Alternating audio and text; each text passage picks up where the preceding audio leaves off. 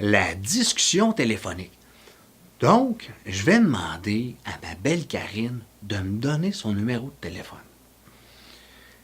Si elle veut pas, bon, là, très important, demandez-lui pourquoi. Il y a des gens qui vont dire, j'aime pas ça parler au téléphone. Et c'est très respectable.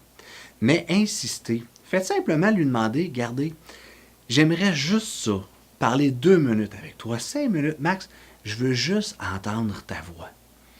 Si la personne, elle veut pas, et là, je vous parle encore par expérience, mais regarde, là, on s'est même pas rencontrés, là, puis c'est déjà compliqué. J'ai-tu envie de ça? Une simple discussion téléphonique, là. Donc, rendu là, ça va être à vous à prendre la décision. Là, ma belle Karine, elle a dit, oui, elle veut parler au téléphone avec moi. Fait qu'elle me donne son numéro de téléphone.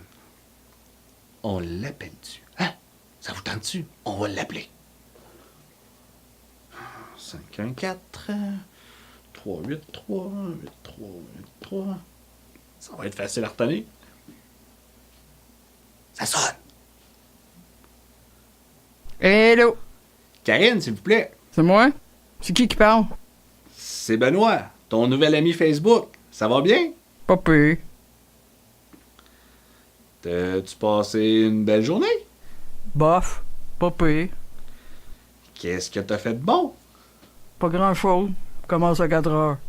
Et là. Que j'ai donc bien fait d'appeler Karine. Malheureusement, ça va se terminer là. 1, son timbre de voix, il m'agresse. 2, son énergie est pas bonne, du moins ça me plaît pas. Et je sais pas si vous avez remarqué, là, mais la discussion était à sens unique. Jamais à me demander, et toi, ça va? Personnellement, j'en veux pas de ça. Donc, j'ai-tu bien fait de la téléphoner? D'où l'importance de la 3e étape de notre discussion téléphonique. Imaginez si je ne l'avais pas appelé, emballé comme j'étais emballé plus tôt, là. Moi, je l'invitais dans le plus grand restaurant de la ville. J'aurais sorti mon plus beau kit. Et première chose que j'aurais réalisé, c'est que dès qu'elle ouvre la bouche, douche d'eau froide. Arc! Perte de temps? Déception? La discussion téléphonique, là, on peut savoir même juste après 5 minutes si le courant passe ou pas. Et une voix, c'est comme une empreinte digitale. C'est personnel à chacun. On connaît tous une personne qui a une voix qui est vraiment fatigante, qu'on n'est pas capable d'entendre. Alors qu'on connaît des gens qui ont des belles voix. Faites juste penser à votre chanson, votre musique préférée. C'est doux à l'oreille. Et la discussion téléphonique, elle doit venir d'elle-même. Si vous parlez avec la personne depuis 5 minutes, vous avez l'impression que ça fait une demi-heure. Vous parlez juste de la pluie puis du beau temps. Arrêtez-moi ça là. Le courant, il est tout simplement pas là. Arrêtez. Alors que si vous parlez avec depuis une demi-heure, vous avez l'impression que ça fait 2 minutes. Waouh! Ça, c'est super! Encore mieux, vous avez l'impression que vous connaissez la personne depuis toujours. Oh, merveilleux! Autre chose, je vous suggère fortement la discussion vidéo. Personnellement, ça m'a sauvé 2 mauvaises rencontres. J'étais pas sûr avec toutes les photos que j'avais vues. Et lorsque je l'ai appelé avec la caméra, mais immédiatement, j'ai eu mes réponses. Et ça m'a sauvé de mauvaises rencontres. Avec les photos, on ne peut pas réellement voir l'énergie de la personne. Alors qu'avec la caméra, on peut voir de la façon qu'elle bouge. Est-ce qu'on aime son énergie? Est-ce qu'on aime la manière qu'elle bouge? Est-ce qu'elle a des façons d'être qui nous agressent, qu'on n'aime pas? Super efficace. Maintenant, pour la durée de la discussion, si vous voulez être très, très, très sécure, je vous suggère 1 à 2 semaines de discussion téléphonique et discussion vidéo. Pourquoi aussi long? Première semaine, on finit d'aller chercher nos informations. On pose nos questions évaluées à 5, à 4, à 3. Dans la deuxième semaine, là, on tombe au quotidien. Donc, est-ce qu'on a encore des choses à se dire? Ou c'est plate, on n'a rien à se dire, ou la personne fait juste parler d'elle, puis nous, ça ne nous intéresse pas ce genre de conversation-là. On parle plus du beau temps. C'est super efficace. Mais soyez souple. Si vous avez discuté avec, puis elle a répondu à toutes vos questions, puis que c'était le fun, puis vous avez envie d'aller la rencontrer, mais allez-y, pas obligé d'attendre aussi longtemps que ça. Et c'est là qu'on tombe dans notre 4e étape, qui est la rencontre. Allez-y pour un verre ou un café dans un endroit public au cas où quelque chose aurait pu passer sous le radar. Mais encore là, soyez souple. Si vous pensez là, que c'est la bonne personne, puis que les discussions étaient le fun, puis vous avez envie d'aller au restaurant, ou vous avez envie de faire une activité, allez-y. Et là, j'entrerai pas dans les techniques de séduction, les techniques de cruise, puisque je veux que vous restiez vous-même. On veut s'attirer la bonne personne pour qui qu'on est. Mais, petite chose que vous pouvez essayer. Lorsque vous allez voir la personne pour la première fois, faites-lui donc un beau câlin et observez comment est-ce que vous vous sentez. Vous sentez-vous bien? Avez-vous envie que le câlin arrête jamais? Ou vous sentez bizarre? Et en même temps, vous pouvez sentir la personne. Encore là, je vous parle par expérience. Et lorsque vient le temps de discuter avec la personne, observez-la. Observez comment est-ce qu'elle agit. Aimez-vous comment elle agit, comment elle agit avec vous, avec les autres. Et là, c'est le temps d'écouter votre feeling. Avez-vous des petits papillons en dedans? Avez-vous chaud? Avez-vous le cœur qui débat? Êtes-vous excité? Là, c'est le temps. Et c'est là que mon travail avec vous se termine.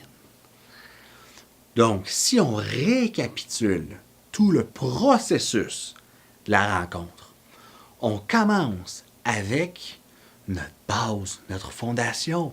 On apprend à valider rapidement notre compatibilité amoureuse. Donc, on outrepasse l'attrait physique. On outrepasse le feeling en posant les bonnes questions à l'autre pour découvrir qui est cette personne.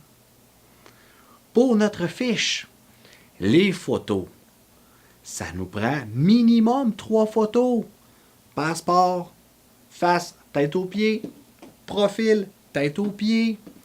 On peut ajouter les photos dans nos activités, nos hobbies. On ne modifie pas nos photos. On sourit. On met des photos de nous. Et on met des photos récentes. Le texte, super bref, précis. Qu'est-ce qu'on recherche? Nos qualités, nos hobbies. Qu'est-ce qu'on recherche comme qualité chez l'autre? Nos valeurs. On garde ça court et on peut ajouter de l'humour ou peu importe si on veut ajouter autre chose. Mais très, très, très, très bref. Par la suite, nos 4 étapes de la rencontre en ligne. Première étape, le premier contact. On pose nos 10 questions les plus importantes pour nous. Deuxième étape, Facebook, mine d'or d'informations. Allez dans le à propos, vérifiez les photos. Et vous pouvez aussi aller sur Instagram, LinkedIn, aller là, sur toutes les plateformes qu'il y a pour aller chercher l'information sur la personne. C'est facile, allez-y, allez chercher votre information. Troisième étape, le téléphone, super important, même si c'est juste 5 minutes. N'oubliez pas la discussion vidéo. Et notre 4e étape qui est notre rencontre. Maintenant, j'aimerais discuter avec vous d'un commentaire qui me revient souvent. Le commentaire qui me revient souvent, c'est que mon approche avec les sites de rencontres est trop rationnelle, puis que ça brise la magie. Hein? Vous vous rappelez ma fameuse baguette magique, là, la magie? Mais de quelle magie est-ce qu'on parle ici? Si on parle La magie qui nous est enseignée depuis qu'on est tout petit par Walt Disney avec ses merveilleux films de princesses. Hollywood avec ses films d'amour, les films de filles qu'on appelle les beaux films romantiques. Cette magie que souvent on l'associe au coup de foudre. Cette même magie qui, à court, moyen ou long terme, peut nous faire perdre notre temps avec une personne qui ne nous convient pas. Cette même magie qui peut nous flouer, faute d'être tombé sur un beau parleur, un charmeur, un séducteur. C'est l'équivalent de lancer les dés. Hey, on espère qu'on va l'avoir. Puis comme si c'était pas suffisant, on remet tout ça dans les mains du destin. Ouf, j'espère que ça va fonctionner. Savez-vous à quoi je compare cette magie-là? Ben, un feu de paille. Puisque c'est bien intense au début, mais ça dure jamais bien longtemps. Puis trop souvent, mais ça mène à la déception, la frustration, la peine d'amour, donc la souffrance. Donc si on parle de cette magie-là, ben je vous confirme que mon projet y a prise, puis pas à peu près à part de ça.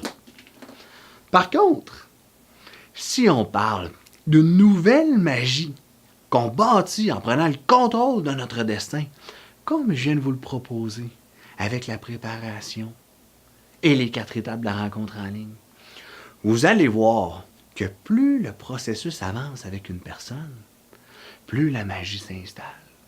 Mais non seulement ça, mais vous allez aussi réaliser que vous allez avoir un fort sentiment d'excitation de peut-être avoir enfin trouvé la bonne personne, puisque vous êtes maintenant outillé pour la reconnaître. Et je peux vous garantir une autre chose, c'est qu'au bout de 1 à 2 semaines de discussion téléphonique et vidéo, si tout va bien, lorsque vous allez rencontrer la personne pour la première fois, la seule chose que vous allez avoir envie de faire, c'est de sauter des bras et de la serrer. Avancez avec confiance. Exposez-vous. Allez-y sur les sites de rencontres. Vous êtes maintenant outillé pour atteindre votre objectif. Et surtout, gardez espoir, puisque vous êtes à 2 clics de l'amour. Merci.